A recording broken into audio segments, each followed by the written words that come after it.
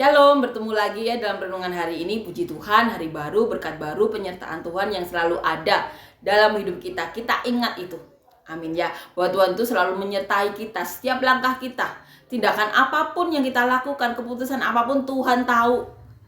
Karena Tuhan sendiri mengatakan bahwa Tuhan akan menghakimi atau akan memperlihatkan semua hal-hal yang di dalam hidup manusia yang bahkan ada dalam kegelapan. Itu akan semuanya akan diperlihatkan. Jadi apapun yang dalam hidup kita tidak usah khawatir. Karena kita juga tahu kalau kita diperhatikan Tuhan berarti orang lain juga diperhatikan. Dan kita tahu juga apapun yang bahkan cuma di pikiran atau di hati manusia, Tuhan pun juga akan nantinya juga akan memperhitungkan itu. Jadi jangan khawatir. Apapun yang dilakukan manusia, rancangan apapun nantinya akan kembali ke pribadi masing-masing ya. Jadi yang terpenting kita itu di hati kita hanya ada rancangan baik. Hati kita hanya mau mendekat kepada Tuhan. Apapun yang kita alami, yang terpenting kita tahu itu. Amin ya. Kita harus menyadari itu. Apapun yang kita lakukan, jangan khawatir.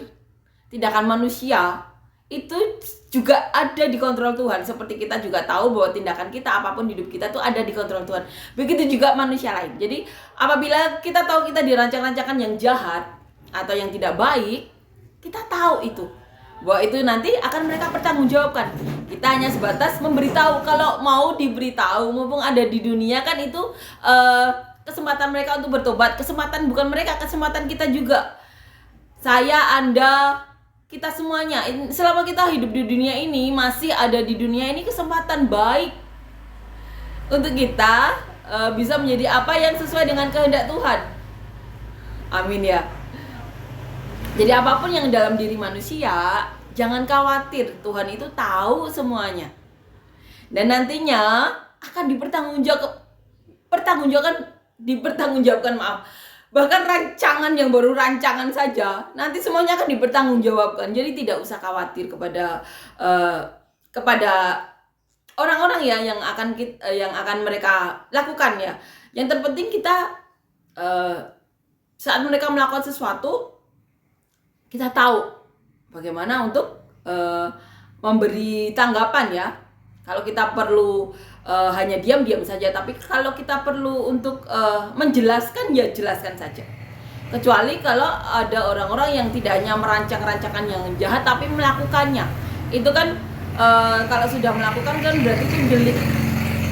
Itu termasuk kejahatan ya, bisa masuk ke ranah hukum. Itu kita juga harus mengerti itu. Amin ya. Saat ini kita berdoa dan berharap ya negara kita itu benar-benar negara yang mencintai hukum ya. Jadi manusianya bisa tertib. Karena kalau rakyatnya berbuat seenaknya, bahkan kejahatan didukung oleh aparat hukum ya, itu bukannya merusak mental generasi muda kita setelahnya. Jadi penting bagi kita untuk mengajar diri kita, bahkan orang-orang sekitar kita untuk melakukan apa yang menjadi kehendak Tuhan. Karena orang-orang yang mencintai kehendak Tuhan pastinya juga mau menjadi berkat ya di dunia ini. Yang masih perlu kita lakukan apa? Kita bersaksi, berfirman mengenai firman Tuhan ini, biar ketertiban saja yang terjadi. Amin ya. Biar hal-hal baik saja yang terjadi. Nanti biar aparat hukum atau pemerintahan kerjanya tidak terlalu berat ya. Karena kita tahu di dunia sekarang ini bahkan rakyat atau orang-orang biasa itu bisa berbuat yang tidak baik atau tidak sesuai dengan hukum, itu bisa ini kerjasama dengan beberapa oknum ya. Bukan kita tidak bisa menyalahkan suatu instansi ya. Karena kalau oknum 1-2 saja yang melakukan kejahatan kan tidak bisa itu disamaratakan, itu dilakukan semua instansi. Tapi kenyataannya memang seperti itu. Banyak kejahatan yang dilakukan itu karena dibiarkan, lama-lama akan jadi besar. Tahu nggak? Itu juga terjadi di zaman sekarang. Itu perlu kita ingatkan diri kita. Kalau kita punya jabatan atau kekuasaan, itu kesempatan kita untuk melakukan sesuatu yang besar. Amin ya. Karena itu menyangkut penegakan hukum yang nantinya bisa menertibkan rakyat Amin ya. Jadi hal-hal yang tidak baik bisa dikendalikan. Karena itu juga ada di Alkitab ya. Karena Tuhan juga menyertai pemerintahan yang kita baca di Alkitab juga. Karena itu juga wakil Allah untuk menertibkan manusia. Tapi kita tahu bahwa sekarang ini banyak kejahatan terjadi karena didukung oleh beberapa oknum ya, bukan instansi, beberapa oknum. Dan ini kita harus menyadarkan ya agar tidak berkelanjutan. Karena itu sadar atau tidak sadar akan merusak ya generasi muda, karena mereka melihat bahwa si A, si B aja melakukan suatu kecurangan atau hal baik dibiarkan, bahkan didukung oleh 1-2 oknum. Akhirnya mereka melakukan hal yang sama juga. Itu kan secara nggak langsung merusak mental ya, karena mereka jadi mengabaikan apa yang menjadi isi kitab ya kan, karena kita tahu di ini juga ditulis juga untuk ini ya, untuk kebaikan manusia. Kita harus menyadari itu. Anak-anak kita atau generasi setelah kita itu seringnya melihat hal-hal yang tidak baik, banyak kejahatan tapi didukung oleh orang tua mereka atau bahkan aparat, bukan instansi ya, 1-2 oknum, tapi itu sadar atau tidak sadar itu akan merusak generasi kita. Kita saat ini mungkin tidak menyadari, tapi beberapa puluh tahun kemudian kita tahu ya, sekarang berbeda dengan orang tua kita zaman dahulu. Sekarang itu untuk melanggar hukum itu kayaknya suatu hal yang tidak mereka takutkan, karena yaitu pembiaran itu. Dan itu nanti apa yang kita lakukan hari ini itu akan berdampak generasi setelah kita. Entah 50 tahun lagi, 100 tahun lagi, apa yang kita lakukan salah di generasi kita ini nanti kita akan berdampak. Dan akan semakin sulit untuk memperbaiki kalau kita tidak menyadarkan diri kita dan orang-orang sekitar kita ada sesuatu yang salah. Amin ya. Dan kita harus mengambil suatu tindakan. Kalau kita diberi kesempatan untuk menjabat sesuatu, puji Tuhan, karena itu akan berdampak lebih besar. Tapi kalau kita belum dikasih kesempatan, kita bisa lakukan dengan semampu kita. Amin ya. Asal kita didukung orang-orang sekitar kita. Amin. Asalkan kita bisa menyelamatkan 1, 2, 3, berapa ratus, berapa ribu. Kita belum dikasih kesempatan karena kita tidak ada kekuasaan atau uang ya, yang di dunia ini saat ini kan, yang di ini manusia kan uang ya. Kita bisa melakukan apa yang kita bisa. Dan kalau Tuhan menghendaki, kita bisa diberi hal-hal itu ya untuk bisa berdampak lebih besar lagi, bahkan berdampak bagi dunia. Amin ya. Jadi sesuatu harus kita lakukan. Kalau kita tidak bisa melakukan hal-hal yang besar karena faktor kita tidak punya kekuasaan atau kita tidak punya uang, kita bisa melakukan sesuatu yang kita bisa dengan bekerja sama dengan orang-orang yang tentunya cinta Tuhan, untuk bisa menyelamatkan 1-2 orang atau berapa ratus orang atau beberapa ribu yang Tuhan mau, yang bisa kita tolong. Tapi kalau kita berkesempatan untuk menolong lebih banyak orang lagi, berdampak ke seluruh dunia, kenapa tidak? Karena apa yang kita lakukan hari ini, kalau kita melakukan hal yang salah, itu akan berdampak di generasi berikutnya, di mana memperbaikinya akan semakin sulit. Amin ya. Karena kita tahu dunia psikologi itu banyak hal yang harus diurai untuk bisa menyembuhkan satu orang.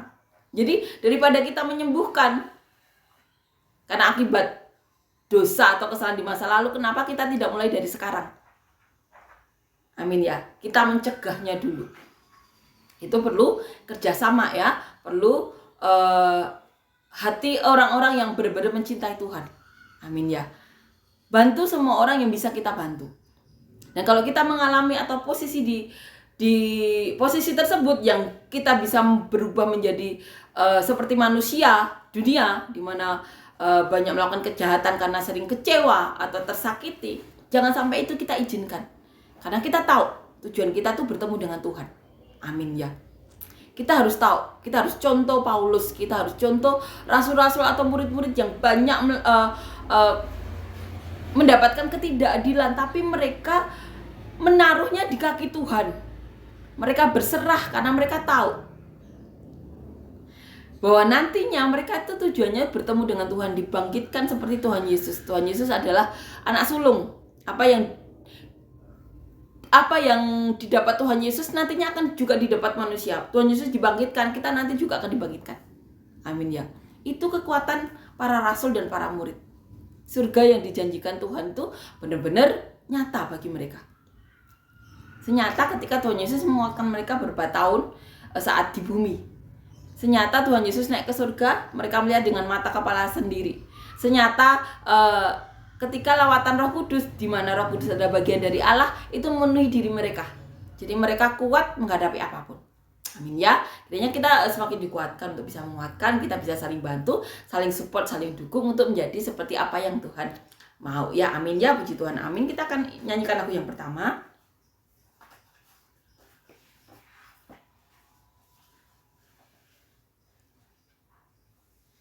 Kau Allah yang kudus, Kau Allah yang kudus, di tahta suci-Mu kami menyembah, nama-Mu disanjung, kuasa-Mu nyata sempurna,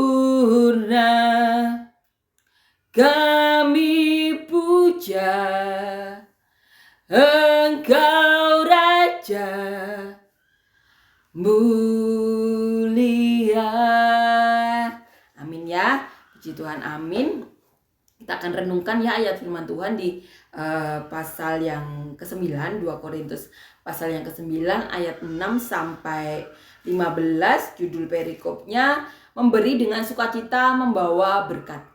Camkanlah ini, orang yang menabur sedikit akan menuai sedikit juga, dan orang yang menabur banyak akan menuai banyak juga. Hendaklah masing-masing memberikan menurut kerelaan hatinya, jangan dengan sedih hati atau karena paksaan. Sebab Allah mengasihi orang yang memberi dengan sukacita. Dan Allah sanggup melimpahkan segala kasih karunia kepada kamu, supaya kamu senantiasa berkecukupan di dalam segala sesuatu, dan malah berkelebihan di dalam berbagai kebajikan, seperti ada tertulis, Ia membagi-bagikan, Ia memberikan kepada orang miskin, kebenarannya tetap untuk selamanya. Ia yang menyediakan benih bagi penabur dan roti untuk dimakan. Ia juga yang akan menyediakan benih bagi kamu dan melipat gandakannya dan menumbuhkan buah-buahan kebenaranmu. Buah-buah kebenaranmu. Kamu akan diperkaya dengan segala macam kemurahan hati yang membangkitkan syukur kepada Allah oleh karena kami. Sebab pelayanan kasih yang berisi pemberian ini bukan hanya mencukupkan keperluan orang kudus, tetapi juga melimpahkan ucapan syukur kepada Allah. Dan oleh sebab kamu telah tahan uji dalam pelayanan itu, mereka memuliakan Allah karena ketaatan kamu dalam pengakuan akan Injil Kristus dan karena kemurahan hatimu dalam membagikan segala sesuatu dengan mereka dan dengan semua orang. Sedangkan di dalam doa mereka juga merindukan kamu oleh kasih karunia Allah yang melimpah di atas kamu. Syukur kepada Allah karena karunia-Nya yang tak terkatakan itu. Amin ya. Puji Tuhan. Amin. Jadi di sini diberi judul memberi dengan sukacita membawa berkat. Paulus mengatakan di ayat pertama, camkanlah ini. Orang yang menabur sedikit akan menuai sedikit. Sedikit juga. Dan orang yang menabur banyak akan menuai banyak juga. Paulus mengatakan ini, camkanlah ini. Seperti kita menanam ya. Kalau kita menabur banyak benih, tentunya yang akan tumbuh juga banyak. Dan Paulus mengatakan ini, siapa yang ini ya, orang yang menabur sedikit akan menuai sedikit. Sedikit juga, dan orang yang menabur banyak akan menuai banyak juga. Hendaklah masing-masing memberikan menurut kerelaan hatinya. Jangan dengan sedih hati atau karena paksaan, sebab Allah mengasihi orang yang memberi dengan sukacita. Ini yang dikatakan Paulus. Memberilah dengan sukacita, jangan paksaan. Ini yang diajarkan oleh Paulus. Yang kita tahu juga, di mana saat itu mereka memberi bantuan kepada orang-orang kudus. Dan Paulus mengatakan di perikop sebelumnya, jangan dengan paksaan. Di sini juga dicamkan lagi. Dikatakan sekali lagi. Memberi dengan sukacita ya, bukan dengan paksaan. Dan Allah sanggup melimpahkan segala kasih karunia kepada kamu, supaya kamu senantiasa berkecukupan di dalam segala sesuatu dan malah berkelebihan dalam berbagai kebajikan.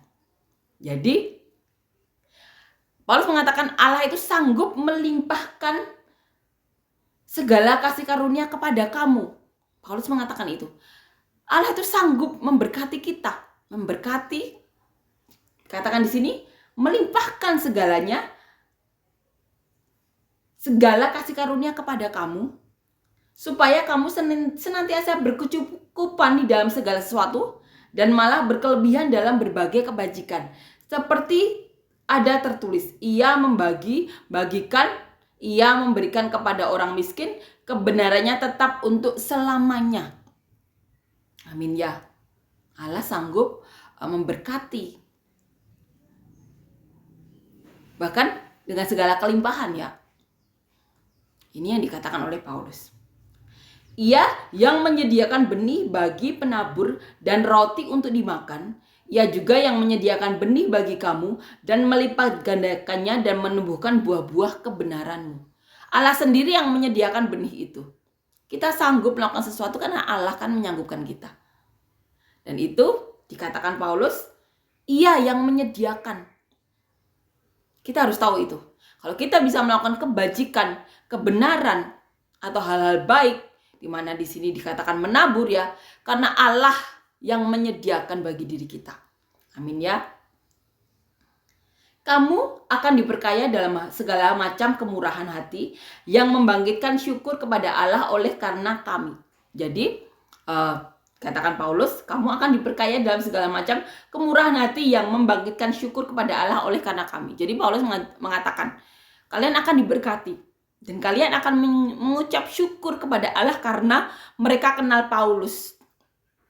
Itu yang dilakukan jemaat Korintus. Mereka bersyukur kepada Allah karena dikatakan kami ya, berarti para rasul, para murid. Itu yang katakan Paulus. Paulus mengatakan mereka akan mengucap syukur kepada Allah karena telah mengenal Paulus sehingga mereka diberkati. Dikatakan di sini,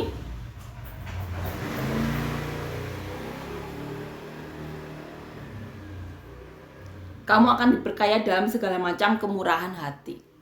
Itu yang dikatakan Paulus.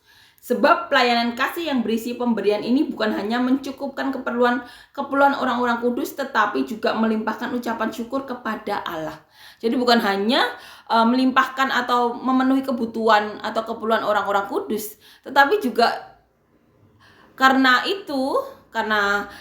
berkat yang diberikan kepada orang-orang kudus itu juga melimpahkan ucapan syukur kepada Allah.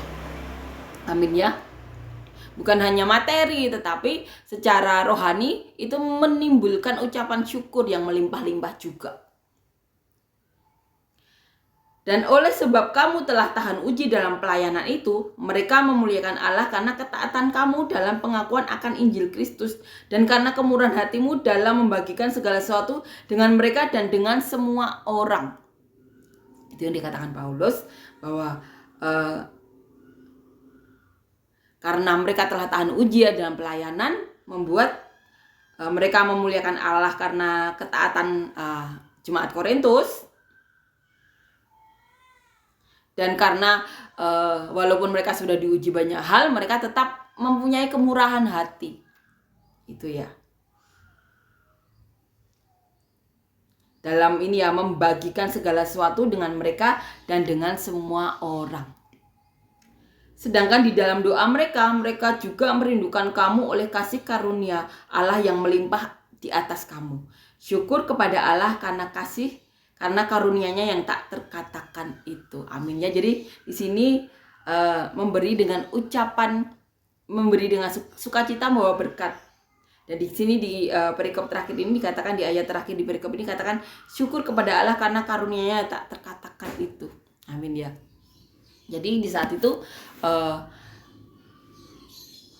Paulus juga mengajar ya, yang membawa jemaat Korintus terberkati. Kita tahu itu. Karena mereka dikatakan mendapatkan kemurahan Allah, itu membuat mereka bersyukur mengenal para rasul.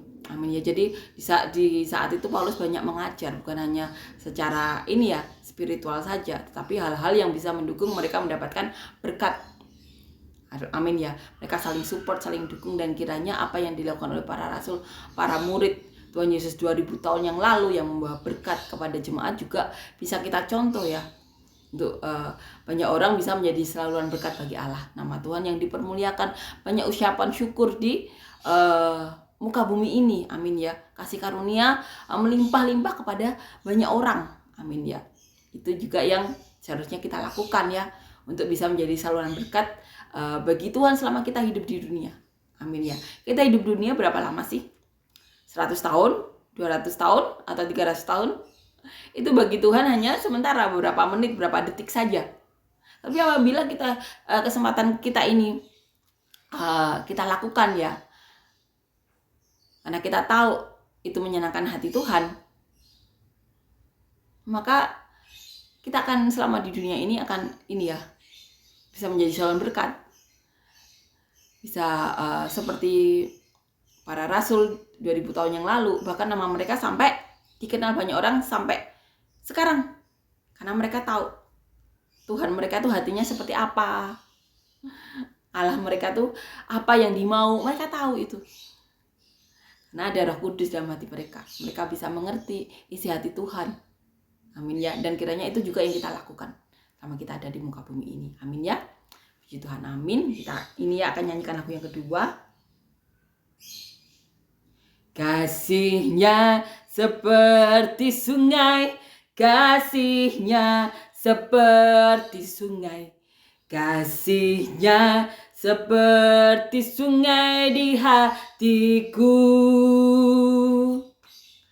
mengalir di waktu hujan, mengalir di waktu panas.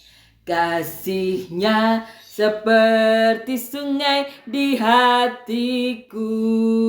Amin ya, puji Tuhan, amin. Terima kasih Yesus. Terima kasih Tuhan untuk kebaikan-Mu, kemurahan-Mu, penyertaan-Mu. Kami berdoa Tuhan untuk siapapun saat ini yang mengalami sakit, berikan kesembuhan-Mu, mujizat-Mu, apapun di tubuh kami yang bukan daripada-Mu, Kau cabut. Kami berdoa Tuhan untuk siapapun dari kami yang membutuhkan pekerjaan dan usaha, beri kami semuanya pekerjaan usaha yang daripada-Mu, yang benar-benar dapat memuliakan nama-Mu Tuhan, dapat berkati kami, orang-orang sekitar kami, bahkan sampai ke penjuru bumi seperti yang Kau mau.